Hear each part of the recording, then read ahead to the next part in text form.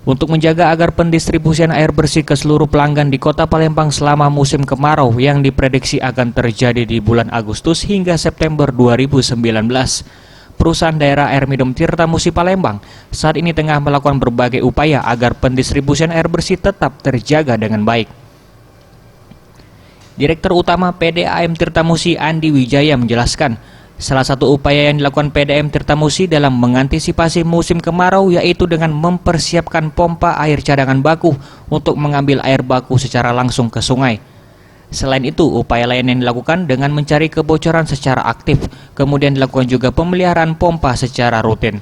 Selanjutnya, selama musim kemarau, PDAM Tirtamusi meminta kepada pelanggan agar dapat menghemat penggunaan air, karena produksi air selama bulan kemarau akan sedikit terganggu dengan melakukan skema pengaturan distribusi kepada pelanggan. Kita memelihara pompa kita dengan disiplin, jadi jangan sampai ada kerusakan pompa waktu musim kemarau.